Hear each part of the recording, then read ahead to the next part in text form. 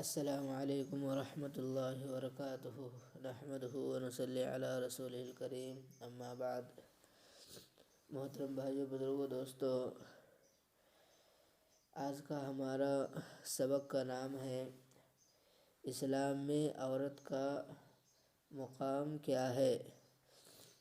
محترم بھائی، بزرگوں، دوستو، کل گزشتہ سبق کے اندر ہم نے بتایا تھا کہ مختلف معاشرے کے اندر عورت کی کیا کیا حیثیتیں تھی، کس طرح ان کے ساتھ معاملہ کیا جاتا تھا، کیسے ان کے ساتھ برتاؤ کیا جاتا تھا۔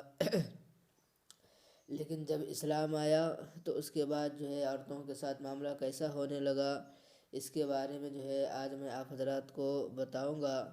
اگر آپ بھی جاننا چاہتے ہیں کہ اسلام آنے کے بعد نبی علیہ السلام کا دنیا میں آنے کے بعد عورتوں کے ساتھ کس طرح معاملہ ہونے لگا، تو اس کے لیے آپ کو ایک کام کرنا ہے کہ جلدی سے جا کر میرے چینل کو سبسکرائب کرنا ہے اور ویڈیو کو پورا دیکھنا ہے۔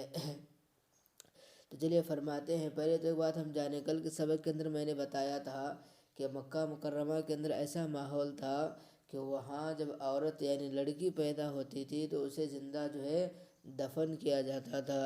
ایک لمحے کے لیے بیٹھ کر کے سوچے، اگر جب دفن کرنے کے لیے اپنی بیٹیوں کو لے کر کے جاتے تھے تو وہ پکارتی ہوں گی، وہ چلاتی ہوں گی، لیکن ان کے دل کیسے سخت ہوں گے کہ اتنا پکارنے کے بعد یعنی بیٹی کی آواز کو سننے کے باوجود بھی ان کا دل نرم نہیں ہوتا تھا، کیسے سخت دل ہوں گے۔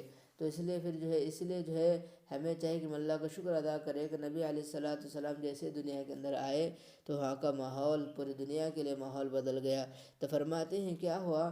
فرماتے ہیں کہ ایسے حالات میں نبی اکرم صلی اللہ علیہ وسلم نے اپنی 2 انگلیوں کا اشارہ کر کے فرمایا، یعنی جب ایسے حالات میں اللہ کے نبی صلی اللہ علیہ وسلم دنیا کے اندر آئے تو آنے کے بعد اپنی 2 انگلیوں کو اشارہ کر کے یعنی دونوں انگلیوں کو ملا کر کے اشارہ کر کے فرمایا کہ جس آدمی کے گھر میں 2 بیٹیاں ہو اور وہ ان کی اچھی پرورش کرے حتیٰ کہ ان کا نکاح کرے تو وہ آدمی جنت میں میرے ساتھ ایسا ہوگا جیسا 2 ہاتھ کی انگلیاں ایک دوسرے کے ساتھ ہوتی ہے۔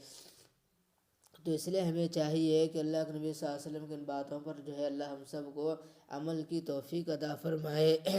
وآخر دعوانا الحمدللہ رب العالمین۔